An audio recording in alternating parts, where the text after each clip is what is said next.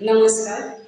आजचा आपला विषय आहे महाभारतातील प्रतिकात्मक व्यक्तिरेखा भाग 2. मागच्या वेळेस आपण पाहिलं होतं आसुरी संपत्ती असलेल्या माणसांच्या व्यक्तिरेखा काही पाहिल्या होत्या. म्हणजे अंगामध्ये ज्यांच्या काही दुर्गुण आहेत, काही विकार आहेत, अशा लोकांबद्दल, अशा व्यक्तिरेखांबद्दल आपण पाहिलं होतं. या समाजामध्ये 2 प्रकारची माणसं असतात. एक म्हणजे आसुरी संपत्ती असलेली माणसं आणि दुसरी म्हणजे दैवी संपत्ती असलेली माणसं. 16व्या अध्यायात भगवंतांनी याची व्याख्या केली. द्वौ भूत सर्वं लोकेस्मिन् दैव आसुर एवच. ही जी 2 प्रकारची माणसं आहेत, आसुरी संपत्तीबद्दल आपण मागच्या भाषणात विस्ताराने पाहिलेलं आहे. आज आपण दैवी संपत्ती म्हणजे काय आणि अशी दैवी संपत्ती ज्यांच्याकडे आहे, भरभरून आहे, अशा काही व्यक्तिरेखांबद्दल माहिती करून घेणार. तर दैवी संपत्ती म्हणजे काय, तर अर्थात माणसामध्ये असलेले सद्गुण, त्याच्यामध्ये असलेल्या चांगल्या त्याच्या प्रवृत्ती, त्याचे चांगले आचार विचार, याला दैवी संपत्ती असं म्हटलंय. 16व्या अध्यायामध्ये अशा 26 सद्गुणांचं वर्णन भगवंतांनी केलेलं आहे. अभयम सत्व संशुद्धीर ज्ञानयोग व्यवस्थिती दानं दमश्च यज्ञश्च स्वाध्यायस्तपार्जन, अशा या सद्गुणांचं वर्णन आपण आज बघणार आहोत. आता या दैवी संपत्तीचं महत्त्व काय आहे किंवा ही दैवी संपत्ती आपल्या जवळ असेल तर त्याचं फळ काय मिळतं. तर दैवी संपत्ती म्हणजे आपण पाहिलं की चांगले गुण, आपलं चांगले विचार आणि आपलं चांगलं वागणं, याच्या जोरावर आपण जीवनात अनेक संघर्षांना तोंड देऊ शकतो, अनेक संकटांशी मुकाबला यशस्वीपणे करू शकतो आणि त्याच्यामध्ये जिंकूसुद्धा शकतो. ही जी दैवी संपत्ती आहे त्याच्यामुळे माणसाला मोक्षसुद्धा प्राप्त करून घेता येईल, म्हणजे प्रत्यक्ष भगवंतांशी एकरूप होता येतं. अशा अनेक व्यक्तिरेखा महाभारतामध्ये आहेत. त्याच्यापैकी पहिली आपण बघणार आहोत विदुर. आपल्याला माहितीच आहे की विदुर म्हणजे हस्तिनापूरचे राजा धृतराष्ट्र पंडू यांचे सावत्र भाऊ. त्यांच्या जन्माची कथा आपल्याला माहिती आहे सगळ्यांना, की पितामह भीष्मांनी काशी नगरीच्या ज्या 3 राजकन्या होत्या, अंबा, अंबिका आणि अंबालिका, या 3 राजकन्यांना त्यांच्या स्वयंवरातून पळवून आणलेलं होतं आपल्या रथामध्ये घालून. आणि हे कुणासाठी, तर हस्तिनापूरचा राजा जो होता विचित्रवीर्य शंतनू राजाचा मुलगा होता, त्याच्यासाठी त्यांनी हे केलेलं होतं. त्याच्यासाठी अनेक राजांशी त्यांना युद्धही करायला लागलं होतं. पण भीष्मांपुढे कुणाचं काही चाललं नाही. अतिशय शूर आणि पराक्रमी ते होते आणि त्यांनी अशा रीतीने या 3घींना पळवून आणलेलं होतं. त्याच्यापैकी अंबा नावाची जी राजकन्या होती, तिचं दुसऱ्या एका राजावर प्रेम होतं आणि त्यामुळे तिने विचित्रवीर्याशी विवाह करायला नकार दिलेला होता आणि म्हणून भीष्मांनी तिला परत पाठवलेलं होतं. या ज्या 2 बाकीच्या होत्या अंबिका आणि अंबालिका, त्यांचा विवाह विचित्रवीर्याशी करून देण्यात आला होता.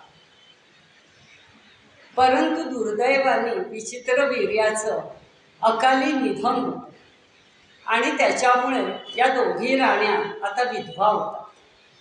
त्या विधवा होतात हे तर एक दुःख होतंच, पण विचित्रवीर्याचा मृत्यू खूप लवकर झाल्यामुळे राज्याला वारसही नव्हता होणार. आणि ही गोष्ट राणी सत्यवती जी होती, म्हणजे विचित्रवीर्याची माता, तिच्या मनाला फार लागून राहिली होती. राज्याला वारस हा पाहिजेच काही झालं तर. आणि म्हणून ती शेवटी या अंबिका आणि अंबालिकेला सांगते की सत्यवतीचा जो ज्येष्ठ पुत्र असतो, म्हणजे व्यासमुनी, महर्षी व्यास आपण त्यांना म्हणतो, तर त्यांच्याशी नियोग पद्धतीने संबंध ठेवून त्यांच्यापासून पुत्रप्राप्ती करून घ्या, असं ती या 2घींना सांगते. या दोघींची मानसिक शारीरिक तयारी या गोष्टीसाठी अजिबातच नसते. पण शेवटी त्या अबला ठरतात. म्हणजे त्या काळी सुद्धा आपल्या घराण्याची परंपरा, घरातल्या ज्येष्ठ व्यक्ती यांचं म्हणणं त्या डावलू शकत नाहीत आणि अगदी अनिच्छेने त्या शेवटी तयार होतात या नियोगासाठी. अंबिका जी आहे तिला व्यासमुनींपासून पुत्र होतो, त्याचं नाव धृतराष्ट्र, जो जन्मतःच अंध असतो. आणि अंबालिकेला जो पुत्र होतो व्यासमुनींपासून त्याचं नाव पळू. पण या दोघांमध्ये काही ना काहीतरी व्यंग असतं.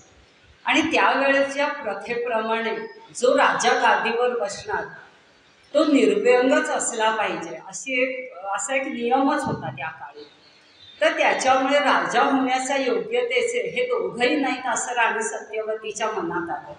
अतिशय निराश झाली, दुःखी झाली. आणि याच्या मागचं कारण जेव्हा व्यासमुनींनी तिला सांगितलं की अंबिकेने त्यावेळेस डोळे मिटून घेतले होते म्हणून अंधपुत्र जन्माला आला आणि अंबालिका जी होती ती इतकी घाबरली होती, भीतीने पांढरी फटक पडली होती आणि त्याच्यामुळे असा हा पुत्र तो जन्माला आला. हा ऐकल्यावरती राणी सत्यवतीला भयंकर चीड मनात येते आणि मग ती म्हणते की काहीही झालं तरी एक चांगला राजा व्हायला योग्य असा पुत्र झालाच पाहिजे. आणि म्हणून ती अंबिकेला परत एकदा व्यासमुनींबरोबर नियोग करण्यासाठी जबरदस्ती करते. आता मात्र ही अंबिकेला खूप राग येतो. ती अजिबात तयार होत नाही या गोष्टीला. विचार करते की आता आपण नकार तर देऊ शकत नाही, पण करणार काय. आणि त्याच्यामुळे ती त्या रात्री आपली एक जी दासी असते तिला व्यासमुनींकडे पाठवते. आणि या दासीला व्यासमुनींपासून जो पुत्र होतो तो म्हणजे विदुर.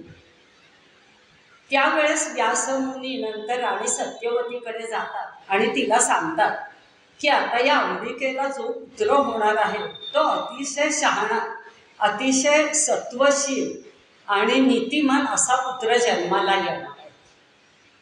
हे ऐकल्यावर राणी सत्यवतीला खूप आनंद होतो. पण तेवढ्यात व्यासमुनी पुढे आपलं वाक्य पूर्ण करतात. पण त्या अंबिकेला हा पुत्र होणार नाहीये, तर तिची जी दासी आहे तिला हा पुत्र होणार आहे.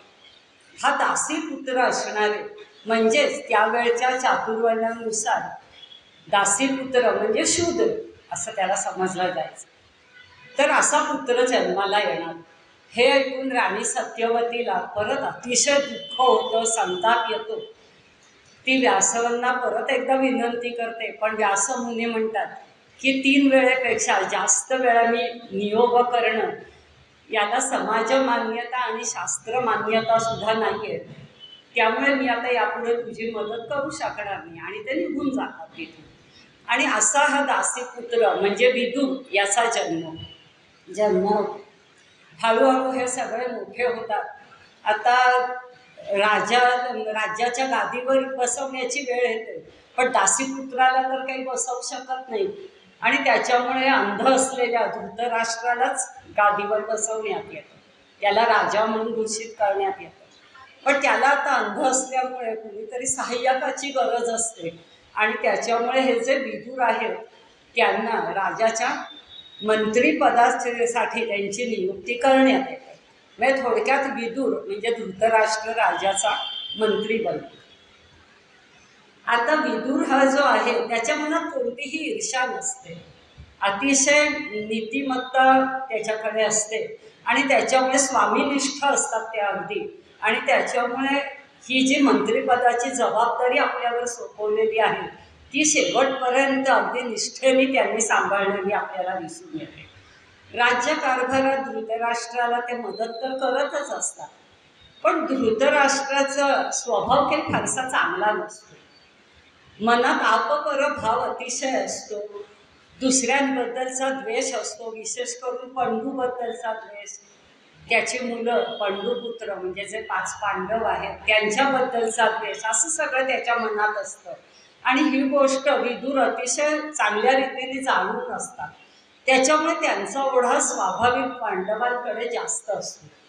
मनात युधिष्ठिराबद्दल अतिशय प्रेम असतं, कारण युधिष्ठिर म्हणजे सद्गुणांचा मूर्तिमंत पुतळा असतो.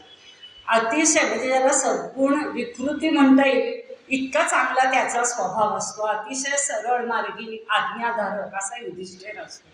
आणि त्याच्यामुळे धृतराष्ट्राचा जो पुत्र आहे दुर्योधन, तो वेळोवेळी त्यांच्याशी वाईट वागून, काहीतरी कपटाने वागून त्यांचं सतत वाईट करण्याच्या मागे असतो. आणि ही गोष्ट विदुरांना माहीत असल्यामुळे ते सतत पांडवांना काही ना काहीतरी मदत करत असतात. जसं की ज्यावेळेस दुर्योधन धृतराष्ट्राच्या संमतीने वारणावत इथे युधिष्ठिराला आणि त्याच्या चारही भावंडांना पाठवतो आणि तिथे एक लाक्षागृह बांधलेलं असतं, त्याच्यामध्ये पांडवांना जाळून मारण्याचा प्रयत्न करतो. त्यावेळी ही गोष्ट विदुरांच्या लक्षात येते आणि ते आपला एक दूत म्हणा किंवा हेर म्हणा युधिष्ठिराकडे पाठवतात आणि त्याच्या करवी त्या गृहामध्ये एक जमिनीखाली भुयार खणून घेतात त्याच्याकडनं आणि त्या लाक्षागृहाला लागलेल्या आगीतून सुखरूपपणे या पांडवांची सुटका करून देतात. तर असे हे विदुर आहेत. यांची व्यक्तिरेखा म्हणजे असं याचं प्रतीक आहे की सद्गुण, नीतिमत्ता, जबरदस्त स्वामीनिष्ठा, दिलेली जबाबदारी यशस्वीपणे पेलणारे, अन्यायाविरुद्ध प्रत्यक्ष राजाची सुद्धा कान उघाडणी करणारा असं हे एक व्यक्तिमत्व आहे. त्यांची विदुर नीती आज सुद्धा प्रसिद्ध आहे. त्याच्यानंतर आपण अशाच एका व्यक्तिरेखेकडे वळणार आहोत. स्त्री व्यक्तिरेखा आहे महाराणी कुंती. महाराणी कुंती म्हणजे तिचं खरं नाव लहानपणीचं पृथा असं असतं.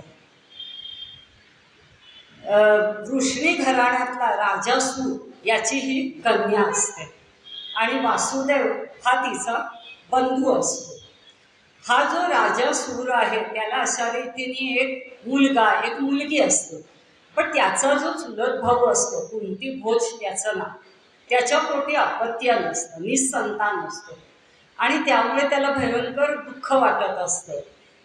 तर एक दिवशी असंच गप्पा मारत असताना हा कुंतीभोज राजा त्याला म्हणतो की तू तुझा पुत्र मला देऊ शकशील का? मला अतिशय आनंद होईल, मी निसंतान आहे म्हणतो, राज्य आहे वैभव आहे पण पोटी पुत्र नाही.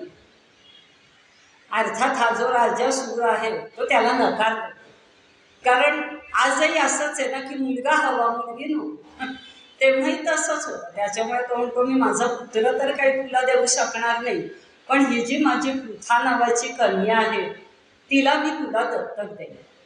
कुंतीभोज राजा म्हणतो की ठीक आहे, कन्या तर कन्या चालेल मला. आणि मग विधियुक्त दत्तक तो कुंतीभोजाला आपली कन्या देऊन टाकतो. ही जी पृथा असते ती अतिशय लाघवी आणि अगदी गोड स्वभावाची मुलगी असते. लहानपणापासून अतिशय समजूतदार अशी असते.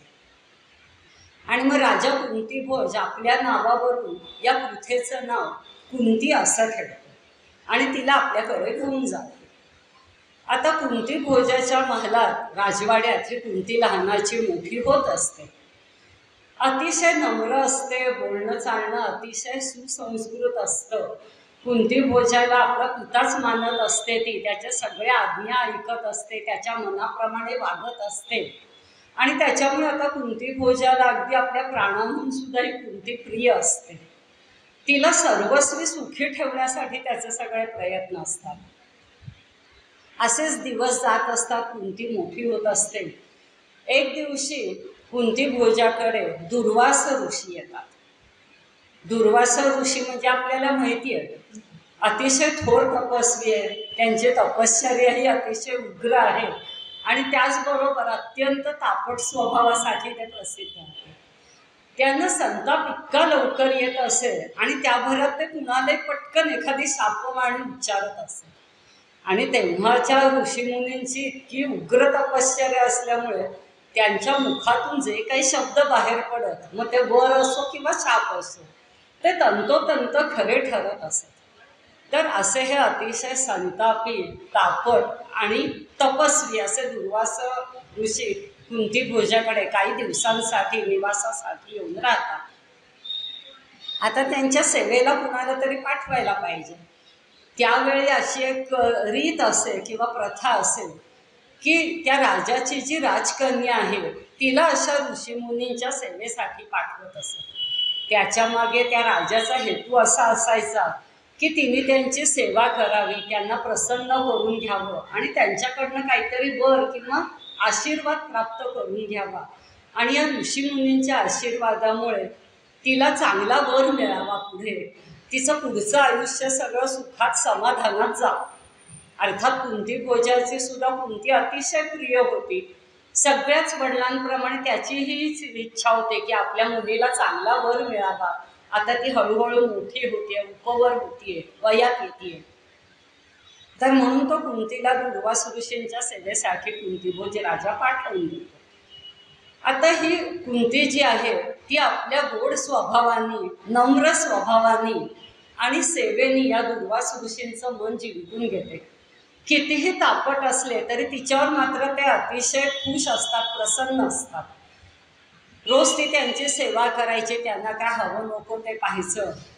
आणि अशा रीतीने त्यांचं सगळे तिथे राहण्याचे दिवस हळूहळू संपत येतात. आता निघायची वेळ येते आणि ते अतिशय प्रसन्नतेने कुंतीला आपल्याजवळ बोलवतात आणि म्हणतात की कन्या, तू माझी इतकी मनोभावे सेवा केली आहेस तर मी तुला जाता जाता एक वरदान देतो. मी तुला आता एक मंत्र शिकवतो आणि तू त्या मंत्राचं उच्चारण केलंस तर तुला हवा तो किंवा तुझी इच्छा असेल तो देव तुझ्याजवळ येईल, असा तिला वर देतात. ती नम्रपणे नमस्कार करून ते वरदान त्यांच्याकडनं स्वीकारते, आशीर्वादाचा स्वीकार करते आणि दुर्वास ऋषी निघून जातात. आता इकडे कुंती मोठी होतीये, वयात येते ती आणि हळूहळू तिच्या मनात सुद्धा तारुण्य सुलभ विचार यायला लागतात. असेच एके दिवशी पहाट झालेली असते. दिवसाची अतिशय सुंदर अशी सुरुवात होत असते आणि ती आपल्या महालाच्या खिडकीतून बाहेरचं दृश्य बघत असते. सूर्यनारायण उगवत असतात पूर्वेकडे. सगळीकडे असा छान लालिमा पसरलेला असतो. तिचं मनही अगदी प्रसन्न होऊन जातं आणि सूर्यदेवांचं आगमन होतं आकाशामध्ये. त्यांचा तो सोनेरी तेजस्वी वर्ण, त्यांची ती अंगकांती, त्यांचं ते देखणं रूप पाहून त्याची मोहिनी कुंतीच्या मनावर पडते. तिच्या मनावर गारूड झाल्यासारखं होतं आणि तिला एकदम दुर्वास ऋषींनी दिलेल्या मंत्राची आठवण होते आणि ती म्हणते की हे सूर्यदेव जर मला पती म्हणून लाभले तर किती छान होईल. अशी मनात इच्छा आल्याबरोबर ती हात जोडते आणि त्या मंत्राचं उच्चारण करते आणि सूर्यदेवांना पाचारण करते स्वतःजवळ. अर्थात दुर्वास ऋषींनी दिलेलाच तो वर असतो आणि त्याच्यामुळे तो असा वाया किंवा खोटा जाणारच नसतो. लगेच सूर्यदेव तिच्या जवळ येतात. आधी काही एकदम ती बावरते, गोंधळते, पण सूर्यदेवांचं गोड बोलणं, त्यांचं ते देखणं रूप पाहून ती स्वतःला आवरू शकत नाही आणि त्यांचा स्वीकार करते. नंतर सूर्यदेव प्रसन्न मनाने तिथून निघून जातात आणि नंतर ती काही वेळाने भानावर येते की अरे माझ्यातनं हे काय घडलं, आपला अजून विवाह झालेला नाहीये आणि अशी आगळीक आपण कशी काय, अशी चूक आपण कशी काय करून बसलो. ती खूप घाबरून जाते पण काहीच बोलत नाही. तसेच मनातल्या मनात ही गोष्ट गुप्त ठेवते आणि कुणालाच काही सांगत नाही. हळूहळू दिवस पुढे जात असतात पण जरी म्हणजे मनुष्य जरी आपल्या कळत किंवा न कळत कोणती चूक करत असला आणि सोयीस्कररित्या जरी विसरून जात असला तरी निसर्ग कधी विसरत नाही आणि माणसाला चुकीची क्षमा सुद्धा करत नाही. असंच कुंतीच्याही बाबतीत होतं. निसर्गाने आपलं काम चोख केलेलं असतं आणि कुंतीच्या लक्षात येतं की आपल्याला दिवस राहिलेले आहेत, आपण गरोदर आहोत. अतिशय घाबरते. पित्याचा चेहरा डोळ्यापुढे येतो आणि आता आपण त्यांच्यासमोर मान वर करून कसं बघायचं, त्यांच्या नजरेला नजर कशी भिडवायची, लोक आपल्याला काय म्हणतील, आपली कशी आणि किती निंदा करतील. आपल्यामुळे या राज्याचा जो राजा आहे आपला जो पिता आहे त्याला मान खाली घालायला लागेल, सगळे त्याला अपमानास्पद वागणूक देतील, असे सगळे विचार तिच्या मनात येतात. खूप घाबरते, रडायला लागते. तेव्हा तिच्याहून अर्थात वयाने मोठी असलेली एक दासी तिच्याजवळ येते आणि कुंती तिला ही सगळी घडलेली गोष्ट सांगते. आणि आता काय करू म्हणते. दासी म्हणते, आता जे घडून गेलंय त्याच्यावर तर आपण काहीच करू शकत नाही. गेलेली वेळ काही आता परत येणार नाहीये किंवा ही चूक सुधारण्यासारखी सुद्धा नाहीये. तर मग तिला एक सल्ला देते की आता फक्त तू एक काम कर की महालातनं काही महिने बाहेर पडू नकोस. कुंतीला अर्थात तिचं ऐकायलाच लागतं म्हणणं. हळूहळू 9 महिने पूर्ण होतात आणि एका अतिशय गोंडस तेजस्वी अशा बाळाला कुंती जन्म देते. त्याला जन्मतःच सोन्याची कवच कुंडलं प्राप्त झालेली असतात. हाच तो सूर्यपुत्र कर्ण म्हणून पुढे ओळखला जातो. त्या बाळाला पाहिल्यावर तिच्या मनातली भीती, सगळ्या शंका निघून जातात आणि अगदी आवेगाने ती बाळाला आपल्या उराशी धरते. तिचं मातृत्वाची भावना जागी होते, वात्सल्य उफाळून येतं आणि ती म्हणते, आता काही होऊ देत, मी काही या बाळाला सोडणार नाही, मी याचं उत्तम रीतीने पालन पोषण करीन, काय व्हायचं ते होऊ दे. लोकांनी मला कुमारी माता म्हणलं तरी सुद्धा चालेल, असं सगळे विचार तिच्या मनात येतात. पण ही जी दासी असते तिला या व्यवहारी जगाची पूर्ण कल्पना असते. कुंतीने अजून बाहेरचं जग पाहिलेलंच नसतं खऱ्या अर्थाने. अतिशय सुरक्षित असं महालात ती सुरक्षित आयुष्य जगत असते. त्यामुळे ती दासी मात्र तिला सगळ्या धोक्यांची कल्पना देते आणि म्हणते की तुला असं या बाळाला वाढवणं काही शक्य होणार नाही, कुमारी मातेला लोक स्वीकारणारच नाही आणि तू तुझ्या पित्याला तरी काय उत्तर दे. तेव्हा तू तुझं हे मन आवर आणि या बाळाचा त्याग कर, असं सांगते. आधी अर्थातच कुंती नकार देते, तिचं मन इतकं त्या बाळात अडकलेलं असतं. ती म्हणते मी हे करूच शकणार नाही. पण ती दासी म्हणते तू नीट विचार कर, तू राजकन्या आहेस, राजाची कन्या आहेस, तुला असं स्वातंत्र्य मिळूच शकणार नाही की तुला तुझ्या मनाला वाटेल तसं तू वागू शकशील. काय आहे, समाजामध्ये जेव्हा तुम्हाला लोकमान्यता मिळते तेव्हा तुम्हाला स्वातंत्र्य, व्यक्ती स्वातंत्र्य तुमचं संकुचित होतं. तुम्हाला हवं तसं वागता येत नाही, लोकांचं सतत नजरा तुमच्याकडे असतात आणि त्याच्यामुळे लोकांना हवं तसंच तुम्हाला वागायला लागतं. त्या पदावर जर टिकून राहायचं असेल तर सगळा विचार केल्यानंतर कुंतीच्या मनात अनेक भावनांनी गर्दी केलेली असते. याला विच्छिन्न वासना असं म्हणतात की जेव्हा विच्छिन्न वासना म्हणजे 2 परस्पर विरोधी भावना एकाच वेळेस मनात येतात, तसं कुंतीच्या मनात एकीकडे वात्सल्य भाव आहे, मातृत्वाचे तिला जाग आलेली आहे तिच्या मातृत्वाला, आणि एकीकडे बाळाबद्दल प्रेम आहे तर दुसरीकडे लोकनिंदेची भीती आहे, पित्याचा रोष आहे. आता विचार केल्यानंतर शेवटी तसं जर पाहायला गेलं तर प्रत्येक मनुष्य हा स्वार्थी असतो, प्रत्येक व्यक्ती ही स्वार्थी असते. जेव्हा आपल्या गळ्यापर्यंत एखादं संकट येतं तेव्हा तो सगळ्याला सोडून स्वतःचा विचार करतो. तसंच शेवटी कुंतीच्या बाबतीतही होतं, ती सुद्धा एक माणूसच आहे शेवटी. आणि त्याच्यामुळे या मातृत्वाच्या भावनेवर सुद्धा मनातली जी भीती असते ती मात करते आणि अनिच्छेने का होईना ती बाळाचा त्याग करायला तयार होते. आता मग ते दासीकडे ते बाळाला सोपवते, हात जोडून सूर्यदेवाला प्रार्थना करते की हा तुमचा पुत्र आहे, आता तुम्हीच याच्या रक्षणाची जबाबदारी घ्या, हा सुरक्षित कसा राहील, त्याचं पुढचं आयुष्य कसं चांगलं जाईल हे बघण्याची जबाबदारी आता मी तुमच्यावरच सोपवतीये आणि मी या बाळाचा त्याग करते. नंतर ती दासी त्या बाळाला एका लाकडी पेटीत ठेवते आणि नदीच्या प्रवाहामध्ये सोडून देते. आता ही कुंती म्हणजे पहिलं जे तिचं आयुष्य असतं अगदी फुलपाखरासारखं स्वच्छंदी आनंदी आयुष्य तिचं चाललेलं असतं एक राजकन्या म्हणून, ते आयुष्य संपून ती अगदी मनाने प्रौढ होऊन जाते. खऱ्या वास्तविक जगाची आता तिला कुठे जाणीव व्हायला लागते. एक हतबल निराश अशी माता ती आपल्याला इथे दिसते.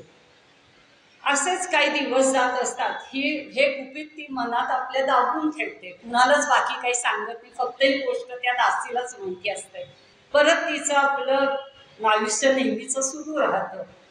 आता ती उपवर होते आणि कुंतीभोज राजा जो आहे तो तिचा विवाह करण्याचं त्याच्या मनात येतं आणि योग्य वर शोधायला लागतं. तेव्हा त्याला हस्तिनापूरचा पंडू जो आहे राजा, त्याची माहिती कळते आणि अतिशय चांगलं राजघराणं आहे म्हणून तो कुंतीचा विवाह पंडू बरोबर लावून देतो. आता कुंती ही राजकन्येपासनं महाराणी कुंती बनते आणि हस्तिनापूरच्या राज्यात येते. पंडू राजाला याच्या आधी माद्री नावाची सुद्धा एक राणी असते. माद्री आणि कुंती या जरी दोघी सवती असल्या तरी एकमेकींवर अगदी बहिणीसारखे त्यांची माया असते आणि सुखाने गुण्या गोविंदाने त्यांचा संसार चालू असतो. हा जो पंडू असतो अतिशय म्हणजे सर्वश्रेष्ठ योद्धा असतो. लढाया करायचा त्याला छंदच असतो. युद्ध करायचं, अनेक लहान मोठ्या राजांना त्या युद्धामध्ये त्यांचा पराभव करायचा, त्यांचं राज्य जिंकून घ्यायचं. असं करता करता अनेक लढाया जिंकल्यानंतर त्याला काहीसा थकवा येतो आणि म्हणून तो म्हणतो की आता हा थकवा घालवण्यासाठी पुष्कळ लढाया करून झाल्या, आता मी या 2 राण्यांना घेऊन वनामध्ये जातो, काही दिवस वनविहार करतो असा विचार करतो आणि या 2 राण्यांना घेऊन वनामध्ये येतो. काही दिवस तिथेच राहतो. या युद्धाबरोबरच त्याला शिकारीचा छंद असतो, अगदी शिकारीचं वेळच असतं. असंच एकदा मनात हिंडताना त्याला एक हरणाचं युगुल दिसतं आणि तो त्या हरणावरती बाण सोडतो. बाण बरोबर गरमी लागतो हरणाच्या. मरणासन्न अवस्थेत ते हरिण खाली पडतं आणि पंडूराजा धावतच त्याच्याजवळ जातो आपली शिकार बघण्यासाठी, घेण्यासाठी आपल्या ताब्यात. तो बघतो तर त्या हरणाचं युगुल नसून ऋषी पती पत्नी असतात. ते ऋषींनी हरणाच्या नर आणि मादीचं रूप घेतलेलं असतं वनात फिरण्यासाठी आणि ते एकमेकाच्या सहवासात असतानाच नेमका या पंडूकडून त्या ऋषींना म्हणजे त्या हरणाला बाण लागलेला असतो आणि त्याच्यातच त्यांचा मृत्यू ओढवणार असतो. तेव्हा मरण्यापूर्वी अगदी शेवटच्या क्षणी ते ऋषी पंडूला शाप देतात की माझ्यासारखा तू सुद्धा जेव्हा तुझ्या बायकोबरोबर पत्नीबरोबर एकांतवासात असशील तेव्हाच त्या क्षणी तुझा मृत्यू ओढवेल असा शाप देऊन ते मृत्यू पावतात आणि त्यांना मृत्यू पावलेलं पाहून त्यांची पत्नी सुद्धा प्राण सोडते. आता पंडूला त्या क्षणी एकदम पश्चाताप होतो की आपल्या हातनं ही ब्राह्मण हत्या झाली आणि ब्राह्मण हत्येचं पाप अतिशय मोठं समजलं जातं आणि ऋषींनी आता आपल्याला शाप दिलाय, ऋषींची वाणी ही खोटी तर ठरणार नाही. मग आता आपलं पुढचं आयुष्य कसं जाणार? म्हणजे म्हणतात ना की आतापर्यंत एक इतका सुखी सर्वश्रेष्ठ योद्धा, सुखी राजा, 2 पत्नी, हातामध्ये पूर्ण राज्यकारभार असा अगदी वैभवाच्या शिखरावर असलेला मनुष्य होता. पण प्राक्तन असंच गूढ असतं, एका क्षणात माणसाचं भविष्यकाळ ते बदलू शकतं. तसंच पंडूच्या बाबतीत होतं आणि जसं काय तो या वैभवाच्या शिखरावरनं एका क्षणात निराशेच्या खोल दरीत कोसळून जातो. तो अतिशय दुःखी मनाने आपल्या 2 राण्यांना घेऊन परत हस्तिनापूरला येतो. पण आता पहिल्यासारखं त्याचं लक्ष तिथे लागत नाही, संसारातनं सुद्धा लक्ष उडतं. प्रत्येक क्षणी त्याला तो प्रसंग आठवत असतो, त्या ऋषींनी दिलेला शाप आठवत असतो. आता आपल्याला पुत्रप्राप्तीही होऊ शकणार नाही आणि सगळ्यात म्हणजे धन वैभव याच्या लोभापेक्षा सुद्धा पुत्रप्राप्तीचा लोभ फार जास्त असतो. तर तसंच काहीसं पंडूच्या बाबतीत होतं आणि त्याचं संसारातलं लक्ष पूर्णपणे उडतं. मग एका क्षणी तो ठरवतो की आपण आता हे राज्य सोडून द्यायचं, हे वैभव, हा महाल या सगळ्यांना सोडून जायचं, सगळ्या ऐहिक उपभोगांचा सुखांचा त्याग करायचा आणि मनात जाऊन एखाद्या ऋषीमुनींसारखं आपलं पुढचं आयुष्य व्यतीत करायचं. तो ही गोष्ट आपल्या राण्यांना सुद्धा सांगतो आणि तिथनं बाहेर पडतो, वनात येऊन राहायला लागतात. त्या दोन्ही राण्या सुद्धा त्याच्याबरोबर येतात. त्या म्हणजे इतक्या श्रेष्ठ पतिव्रता असतात की त्यांना सुद्धा आपल्या नवऱ्याच्या सहवासापेक्षा हे धन, वैभव, प्रतिष्ठा, मान, सन्मान याचं अजिबात आकर्षण नसतं त्यांना. त्या दोघी सुद्धा पंडूबरोबर वनात येतात. असेच काही दिवस चाललेले असतात. हा पंडूराजा अतिशय सतत त्याच मनस्थितीत असतो, त्याच्यातनं तो डोकं वरच काढत नाही. ही अवस्था कुंतीच्या लक्षात येते. मग एक दिवशी ती त्याला या दुःखातनं बाहेर काढायचा बराच प्रयत्न करते. तेव्हा पंडूराजा तिला एक दिवशी म्हणतो की या दुःखातनं मी बाहेर पडावं असं वाटत असेल तर एकच मार्ग आहे, तो म्हणजे मला काहीही करून पुत्र हवा. मग त्याच्यासाठी तू सुद्धा माझी जी माता होती अंबालिका तिच्याप्रमाणे तू सुद्धा एखाद्या या वनात अगदी भरपूर ऋषीमुनी आहेत, त्याच्यापैकी एखाद्या ऋषीची नियोग कर आणि मला पुत्र प्राप्ती करून दे. म्हणलं ना की पुत्र मोह फार वाईट आहे. तर ती मात्र याला ठामपणे नकार देते. अगदी श्रेष्ठ पतिव्रत आहे, तिचं पातिव्रत अगदी उच्च दर्जाचं असतं. ती म्हणते की तुम्ही माझे स्वामी आहात, पती आहात आणि तुमच्याशिवाय मी कुणालाही मला स्पर्श सुद्धा करून देणार नाही. माझ्या मनात सुद्धा दुसऱ्या कुणाला स्थान नाही तुमच्याशिवाय. परत पंडूराजा दुःखी होतो. आता काय करायचं, मला तर पुत्र हवाय, ही तयार नाहीये. शेवटी कुंती इतके वर्ष मनात जी गुप्त गोष्ट दडवून ठेवली, ती म्हणते आता याला दुःखातनं बाहेर काढायला एवढा एकच मार्ग आहे. आणि तिथे दुर्वास ऋषींनी तिला दिलेल्या वरदानाविषयी ती गोष्ट पंडूराजाला सांगते. ते ऐकल्यावर पंडूला अतिशय आनंद होतो की आता या ना त्या मार्गाने पण आपल्याला पुत्र प्राप्ती होऊ शकेल. तो तिला या गोष्टीला संमती देतो आणि तिला म्हणतो की तुला हव्या त्या देवांकडनं पुत्र प्राप्ती करून घे. पण कुंती म्हणते हे तुमचे पुत्र नसतील मग त्यांना समाजात मान्यता कशी मिळणार किंवा समाजामध्ये त्यांचं काय स्थान असेल. तर पंडूराजा तिला आश्वासित करतो की तू काही काळजी करू नकोस, मी त्यांना माझे पुत्र म्हणून जाहीर करीन आणि मी विधिवत त्यांना माझं नाव लावीन आणि जगामध्ये ते पंडूपुत्र म्हणून मान्यता मिळवतील. पांडव म्हणूनच लोक त्यांना समाजामध्ये ओळखतील. हे ऐकल्यावर कुंतीलाही मनाचं समाधान होतं आणि ती म्हणते की ठीक आहे, नवऱ्यासाठी का होईना आता आपण आपल्या हे पत्नीचं कर्तव्य आहे नवऱ्याला सुखी ठेवणं, आनंदात ठेवणं हे. आणि त्याप्रमाणे ती पुत्रप्राप्ती करून घेते. आपल्याला माहितीच आहे की धर्मदेवांकडून तिला जो पुत्र होतो त्याचं नाव युधिष्ठिर आहे. वायुदेवांकडून जो पुत्र प्राप्त होतो तो म्हणजे भीमसेन आणि इंद्रदेवांकडून जो पुत्र होतो तो म्हणजे सर्वश्रेष्ठ धनुर्धर अर्थात अर्जुन. तिला पुत्रप्राप्ती झाल्यावर माद्रीच्या मनात पण ही आस उत्पन्न होते की मला सुद्धा पुत्र पाहिजे, आता मी काय करू, मी कसं मिळवू शकतो. तर मग कुंतीला पण तिची दया येते आणि तिला ही बहिणीसारखीच असते. तिला सुद्धा मातृत्वाचा आनंद घेता यावा म्हणून कुंती तिला सुद्धा दुर्वास ऋषींनी दिलेला मंत्र शिकवते आणि मग त्या मंत्राचं उच्चारण करून ही जी माद्री आहे ती जुळे भाऊ अश्विनी कुमार यांच्याकडनं पुत्र प्राप्ती करून घेते. तिला 2 पुत्र होतात, नकुल आणि सहदेव.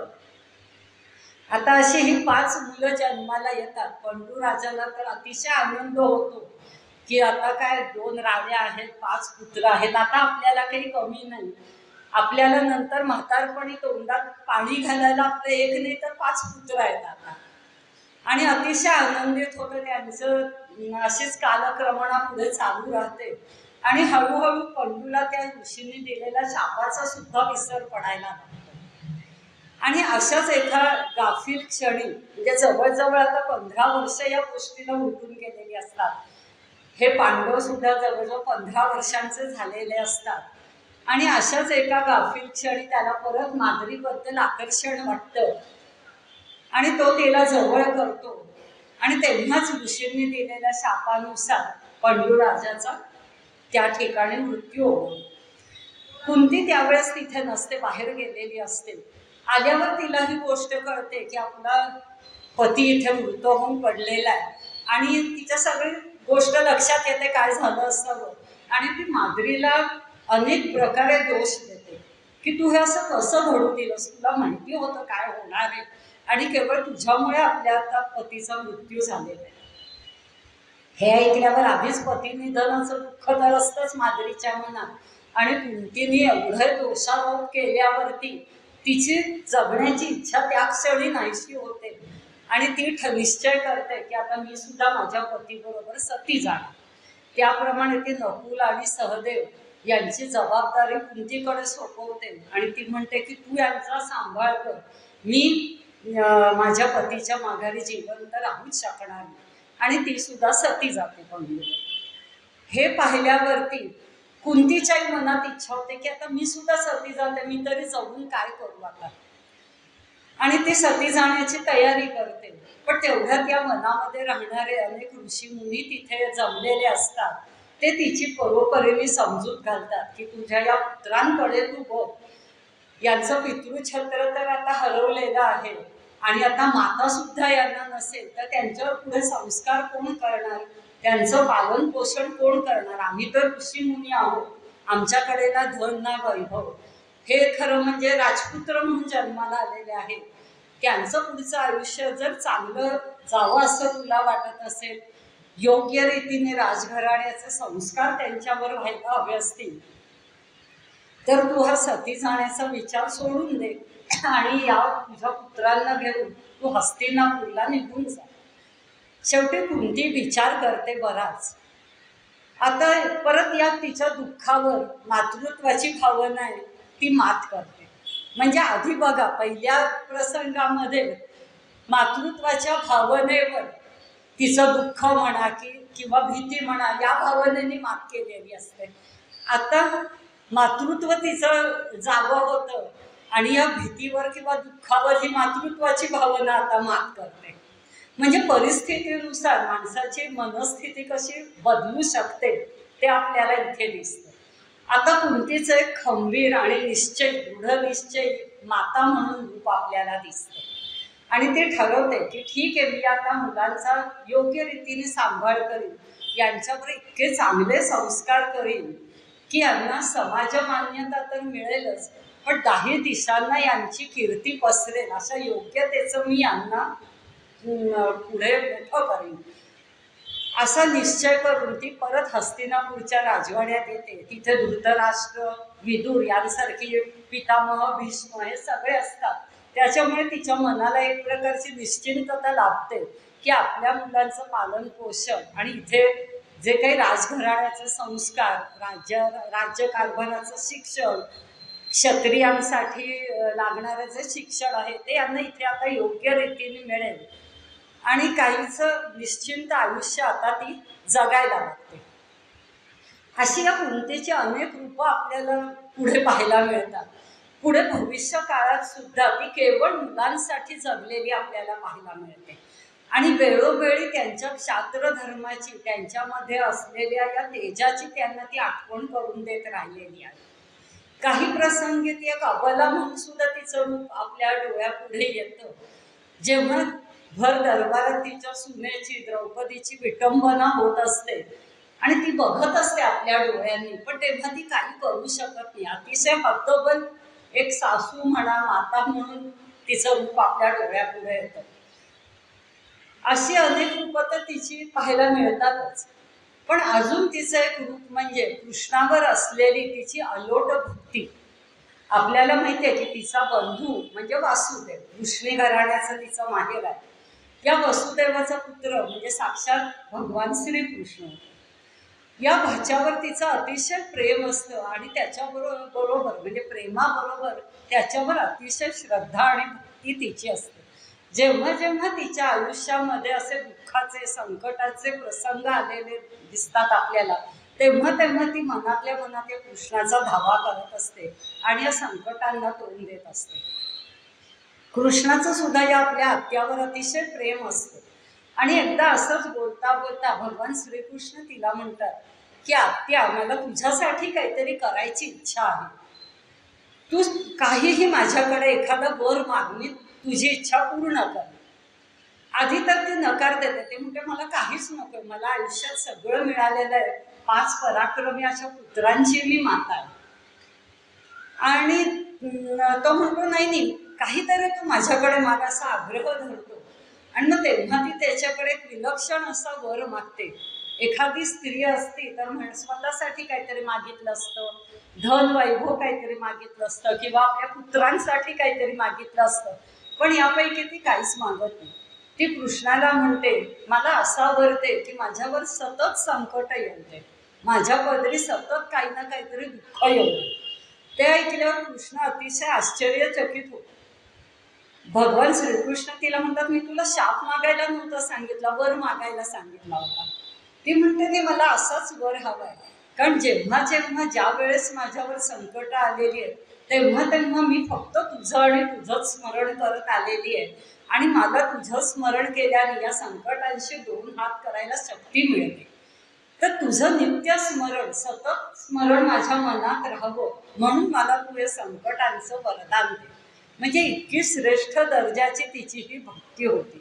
वास्तविक महाराणी होती, तिच्या हातात सगळं होतं, सत्ता सुद्धा होती, पण तरी तिने असं दुःख आणि संकटांचं वरदान मागितलेलं आपल्याला दिसतं. असं अनेक रूपं आपल्याला कुंतीची पाहायला मिळतात. त्याच्यानंतर आपण एक अशीच व्यक्तिरेखा, स्त्री व्यक्तिरेखाच बघणार आहोत. ती म्हणजे कुंतीचीच सून असलेली द्रौपदी, 5 पांडवांची पत्नी. आता या द्रौपदीची कथा सुद्धा अशी आहे. पांचाळ देशाचा जो राजा होता द्रुपद, त्याचं नाव, त्याचं आणि द्रोणाचार्यांची खरं म्हणजे तर बालपणीची मैत्री होती. एकाच ऋषींच्या आश्रमात ते शिकलेले होते. पण पुढे या द्रुपद राजाला आपल्या या मैत्रीचा विसर पडलेला असतो, आणि तो राजा होतो पुढे शिक्षण वगैरे झाल्यानंतर. आणि हे जे द्रोणाचार्य असतात ते गरीब ब्राह्मण राहतात.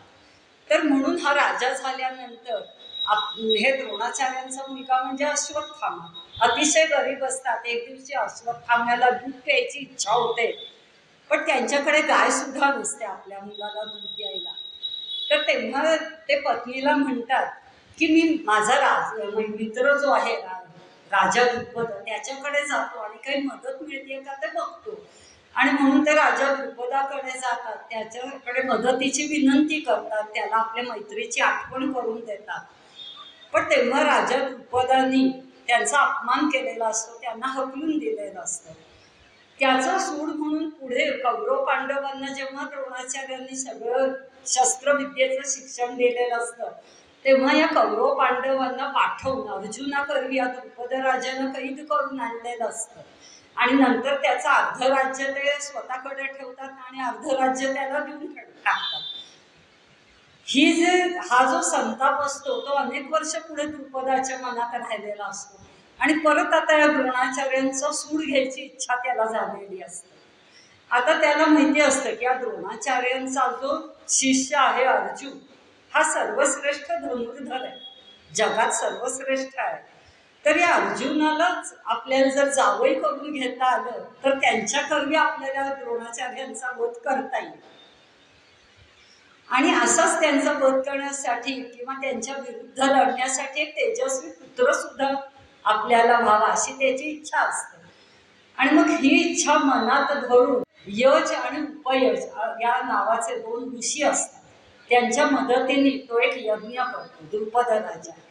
आणि या यज्ञामधनं एक पुत्र त्याला प्राप्त होतो, धृष्टद्युम्न त्याचं नाव.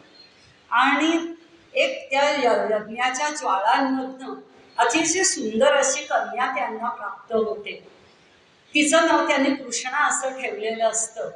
परत यज्ञातूनच तिचा जन्म झालाय किंवा तिची प्राप्ती झाली आहे म्हणून तिचं एक नाव याज्ञसेनी असं सुद्धा आहे. आणि द्रुपद राजाची कन्या म्हणून द्रौपदी हे सुद्धा तिचं एक नाव आहे. अतिशय ही द्रौपदी म्हणजे अतिशय लावण्यवती अशी असते, आणि तिचा आपल्या वैभवाला, आपल्या या सौंदर्याचा तिला अभिमान असतो, थोडासा गर्वच असतो असं म्हणलं तरी हरकत नाही. थोडासा अहंकार तिच्यामध्ये असतो या सगळ्या गोष्टींचा, आणि त्याचे परिणाम तिला पुढच्या आयुष्यात भोगायला लागतात. आणि तिचं जेव्हा ती यज्ञातनं प्रगट होते तेव्हा आकाशवाणी होते की ही जी कन्या तुला प्राप्त झालेली आहे या यज्ञामधून, ही जी याज्ञसेनी आहे, ही जगातली सगळ्यात सुंदर स्त्री म्हणून तिचं सगळीकडे लौकिक पसरेल आणि या जगातल्या सगळ्या क्षत्रियांच्या नाशाला ही स्त्री कारणीभूत ठरेल भविष्य काळात, अशी आकाशवाणी झालेली असते. आणि मग ती इतकी सौंदर्यवती आहे हे पाहून द्रुपद राजाने तेव्हाच मनात ठरवलेलं असतं की आता आपली इच्छा आपल्याला पूर्ण करून घेता येणार आहे. या कन्येचा विवाह आपण अर्जुनाबरोबर आता करून घ्यायचा आणि अर्जुनाला आपला जावई करून घ्यायचा आणि द्रोणाचार्यांवर सूड उठवायचा. ही इच्छा द्रुपदाच्या मनात अनेक वर्ष असते आणि मग त्याच्याप्रमाणे पुढे तो द्रौपदीचं स्वयंवर ठेवतो. कारण त्याला माहिती असतं सर्वश्रेष्ठ धनुर्धर अर्जुन आहे आणि तोच हिला त्या पण जिंकून द्रौपदीचा पती व्हायला लायक आहे. त्याच्याप्रमाणे द्रौपदी हळूहळू मोठी होते, उपवर होते आणि तो तिचं स्वयंवर योजतो. अनेक राजे त्याच्यात येतात. तेव्हाच तिथे दुर्योधन सुद्धा आलेला असतो, सगळे दुःशासन, अनेक कौरव आलेले असतात. कर्ण अंग देशाचा राजा बनलेला असतो आता कर्ण, तो सुद्धा आलेला असतो आणि सगळे असं अनेक राजे त्या स्वयंवरात त्यांनी भाग घेतलेला असतो. आणि हा पण जिंकण्यासाठी जेव्हा कर्ण पुढे येतो धनुष्यबाण घेऊन, तर तेव्हा द्रौपदी अतिशय कुत्सितपणे त्याचा अपमान करते की आता जरी तू अंगदेशाचा राजा असेलास तरी मला माहिती आहे की तू एक सुतपुत्र आहेस आणि तू माझ्या योग्य नाहीयेस. म्हणून ती त्याला पराभूत करते तो पण जिंकून घेण्यासाठी. आणि हा अपमान कर्णाच्या मनाला अतिशय झुंजलेला असतो आणि ही जी चीड असते द्रौपदीबद्दल ती तो सुद्धा अनेक वर्ष मनात त्याने ठेवलेली असते. आणि पुढे जेव्हा दरबारामध्ये हस्तिनापूरच्या राजवाड्यामध्ये तिची विटंबना करण्याचा जो प्रसंग आहे तेव्हा ही चीड, ही सुराची भावना मनात ठेवूनच कर्ण तिला खेचून अंतपुरातनं त्या भर दरबारात घेऊन आलेला आपल्याला दिसतो. तर असं म्हणजे तिच्या या गर्विष्ठपणाचा परिणाम तिला पुढे कधी ना कधीतरी भोगायला लागतात. तसंच मग हा पण अर्थातच अर्जुन जिंकतो, तिचा पत्नी म्हणून स्वीकार करतो आणि त्यावेळेस पांडव हे ब्राह्मणाचं रूप घेऊन एका लहानशा नगरीत राहत असतात. कारण त्यावेळेस त्यांची स्थिती अशी असते की वारणावताहून त्यांनी स्वतःची त्या लाक्षागृहातून सुटका करून घेतलेली असते आणि त्याच्यामुळे राजा विदुरांनी पण त्यांना निरोप पाठवलेला असतो युधिष्ठिराला की इतक्या तुमचं खरं रूप तुम्ही प्रगट करू नका, तुमच्या जीवाला धोका आहे म्हणून. आणि म्हणून ते असंच गरीब ब्राह्मणाच्या वेशातच राहत असतात. आणि इकडे तो जेव्हा पण जिंकतो तो सुद्धा ब्राह्मणाच्या वेशातच त्यांनी जिंकलेला असतो. त्यावेळेस द्रुपद राजाला सुद्धा अतिशय दुःख होतं की आपल्याला अर्जुन हवा होता खरं म्हणजे जावई म्हणून आणि हा कोण ब्राह्मण आला आपल्या मुलीला घेऊन जाणारा. आणि त्यावेळी इतर राजा सुद्धा त्याचा अगदी निषेध करतात की इथे इतके राजे आम्ही उपस्थित आहोत आणि तू ब्राह्मणाला तुझी कन्या कशी काय देतोस. पण तेव्हा नंतर कृष्ण, भगवान श्रीकृष्ण तिथे बलरामाबरोबर उपस्थित असतात आणि ते द्रुपद राजाला आश्वस्त करतात की तू काही काळजी नको करूस, तुझ्या कन्याचा विवाह योग्य वराशी झालेला आहे आणि तू शांत राहा, पुढे तुला कळेल काय आहे ते. आणि त्याच्यामुळे ब्राह्मणाच्या वेशात असलेले असे हे 5 पांडव तिथे आलेले असतात. द्रौपदीचा तो पण अर्जुन जिंकून घेतो आणि युधिष्ठिर आपले 4 भाऊ आणि या द्रौपदीला घेऊन घरी येतो, कुंतीकडे येतो. कुंती आतमध्ये काहीतरी काम करत असते, तो दारातच तिला हात देतो की आई आज बघ आम्ही काय भिक्षा घेऊन आलो. आणि कुंती तिच्या नेहमीच्या सवयीप्रमाणे म्हणते की जी भिक्षा आणली आहे ती आता वाटून घ्या 5 जणांमध्ये. तिला कल्पनाच नसते काय आहे ते. तर युधिष्ठिर एकदम चपापतो की आपली आई असं काय बोलून गेली. आणि आईचा शब्द म्हणजे अगदी प्रमाण या मुलांसाठी. आई जे म्हणेल ते आज्ञा आणि ते शब्द झेलायला तयार असतात ती मुलं. आजच्यासारखी मुलं नव्हती तेव्हा की न ऐकणारी आई तू काही काय बोलतेस असं कधी होईल का वगैरे काही नाही. मग कुंती बाहेर येते आणि बघते तर यांच्याबरोबर एक युवती आलेली आहे आणि मग युधिष्ठिर हा सगळा स्वयंवराचा प्रसंग तिला सांगतो आणि कुंती म्हणते, अरे मी हे काय बोलून गेले, माझ्या तोंडनं हे काय बाहेर पडलं, आता काय करू मी. आणि कुंती सुद्धा तिचं श्रेष्ठ पातिव्रत असतं, त्याच्यामुळे ती जर बोलेल ते शब्द खरे ठरतात नेहमी. मग युधिष्ठिर म्हणतो की आता मारते, तुझ्या मुखातून बाहेर शब्द पडले, आता तू जे म्हणशील तसंच होईल. आणि त्याच्यामुळे तो परत द्रुपद राजाकडे जातो आणि त्याला ही सगळी हकीकत सांगतो आणि म्हणतो की आता आमच्या आईच्या इच्छेप्रमाणे आमच्या पाचही भावंडांशी तू अर्जुनाचं लग्न, हे आपलं सॉरी द्रौपदीचं लग्न लावून. द्रुपद राजा आधी तयार होत नाही. मग तो अनेक ऋषीमुनींशी याबाबतीत विचार विनिमय करतो आणि मग ते ऋषी त्याला सांगतात की आपल्या धर्मात असं काही सांगितलेलं नाहीये की जसं एखादा पुरुष अनेक स्त्रिया करू शकतो तसं एक स्त्री सुद्धा अनेक पुरुषांशी विवाह करू शकते, काही हरकत नाही या गोष्टीला, तर तू या गोष्टीला मान्यता दे. आणि मग निश्चिंत होऊन द्रुपद राजा या द्रौपदीचं या पाचही भावांशी लग्न लावून देतो. आणि मग या पाचही जणांची पत्नी म्हणून ती पुढे पांचाली म्हणून ओळखली जाते. अतिशय आज्ञाधारक अशी सून असते, कारण पहिल्याच दिवशी तिला कळलेलं असतं आपल्या सासूचं बोलणं किती आपल्याला सगळं तिच्या आज्ञेप्रमाणे वागायला लागणार आहे आणि त्यालाही तिचं काही विरोध नसतो. पाचही जणांना म्हणून ती पती म्हणून त्यांचा स्वीकार करते आणि जे काही आपल्या नशिबात आलंय ते ठीक आहे, आता आपण त्याला काही करू शकत नाही, म्हणून ती त्यानुसार तिचं जीवन पुढे जगायला लागते. तर ही अशी द्रौपदी अतिशय तेजस्वी असते, अतिशय स्वाभिमानी असते आणि तिला आपण राजकन्या असल्याचा अतिशय अभिमान असतो. आपल्या पतींच्या पराक्रमाचा सुद्धा तिला अतिशय अभिमान वाटत असतो की आपण या आता पाच पतींच्या सहवासात अतिशय सुरक्षित आहोत आणि अतिशय चांगलं असं पुढचं आयुष्य आपलं जाणार आहे याची ती मनाशी तिने कुंगाट बांधलेली असते. पुढे असेच दिवस जातात. मग हे पांडव जे पाचही असतात ते द्रुपद राजाच्या मदतीने परत एकदा राज्य सांभाळायला लागतात आणि मग ही आपल्या राजा म्हणून मान्यता मिळवण्यासाठी युधिष्ठिर राजसूय यज्ञ करतो. अनेक राजांशी त्याच्यासाठी नकुल सहदेवांना पाठवतो. अर्जुन भीम असे आपल्या चारही भावांना चारही दिशेंना पाठवतो आणि सगळीकडच्या राजांना हे युद्धामध्ये जिंकून घेतात आणि तो राजसूय यज्ञ यांचा पूर्ण होतो. या यज्ञासाठी दुर्योधन, कर्ण हे सगळे आलेले असतात.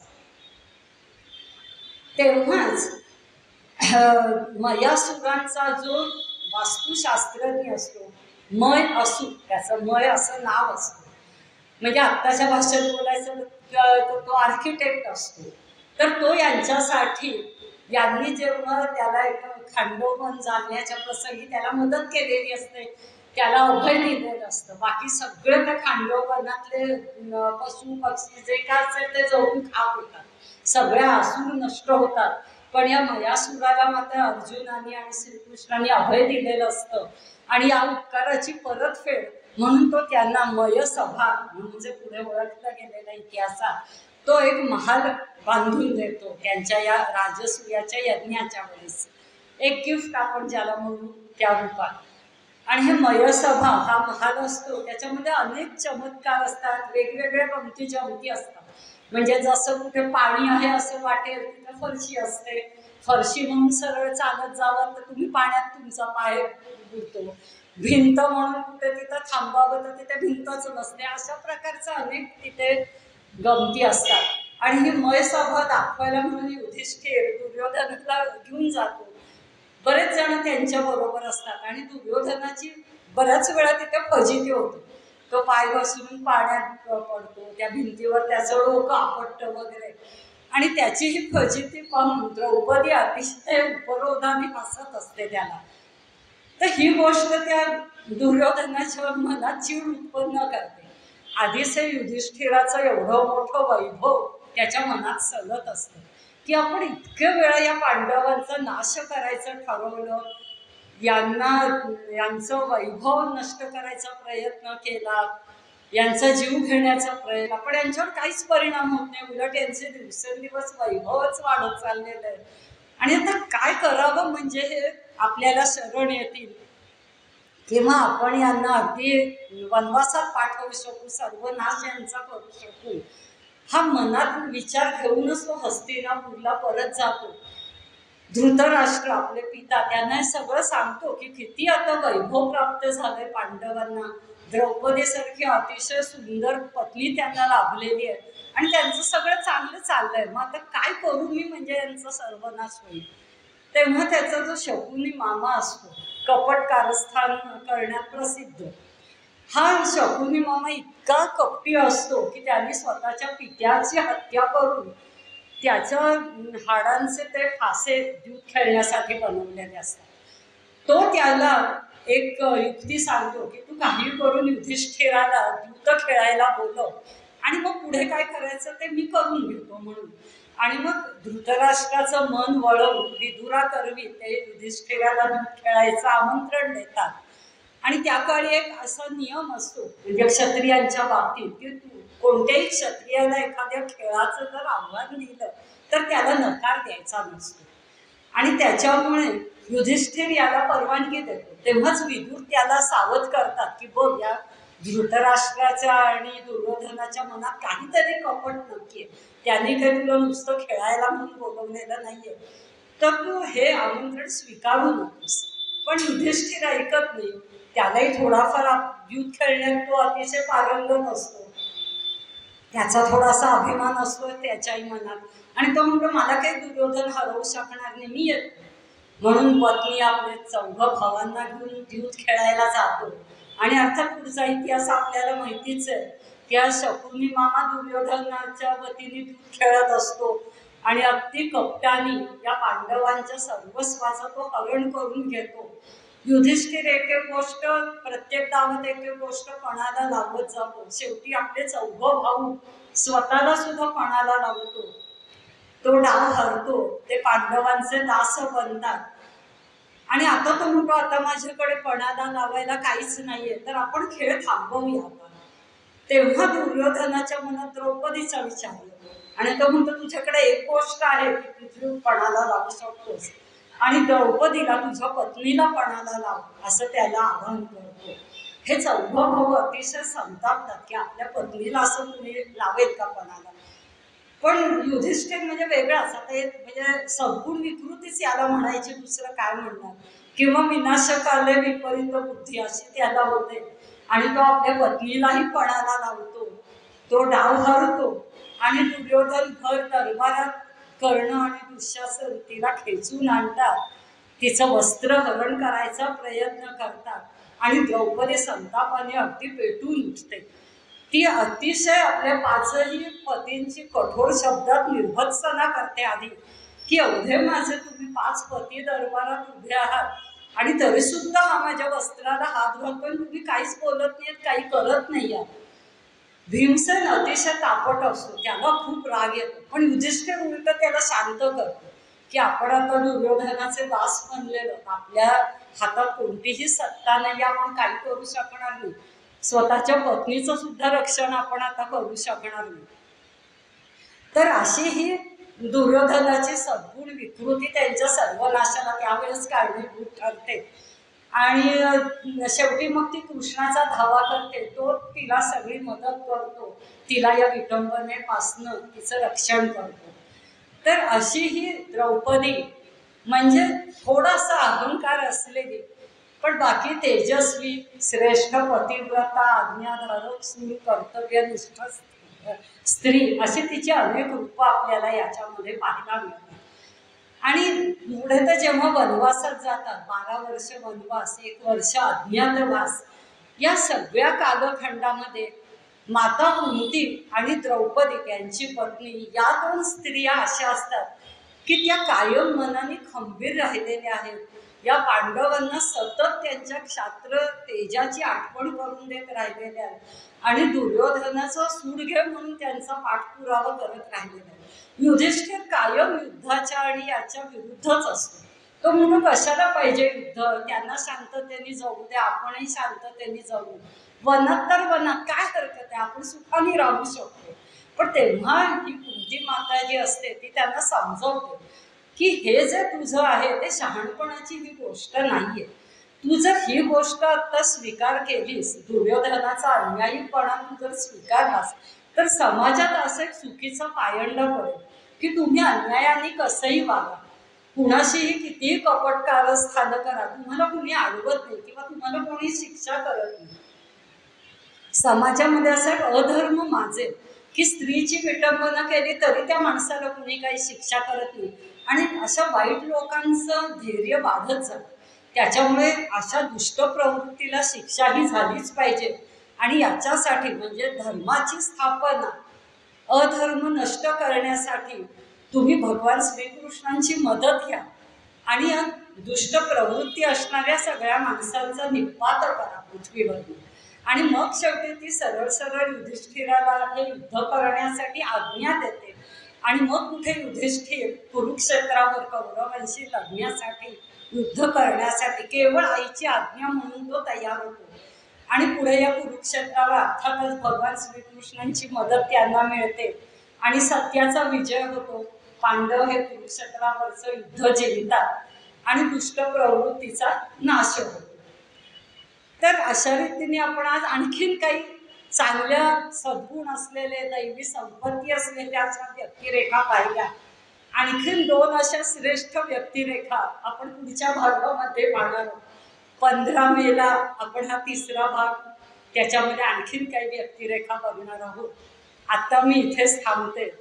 आपण सगळ्यांनी शांतपणे ऐकून घेतल्याबद्दल तुम्हाला खूप खूप धन्यवाद आणि तुमचे आभार. नमस्कार.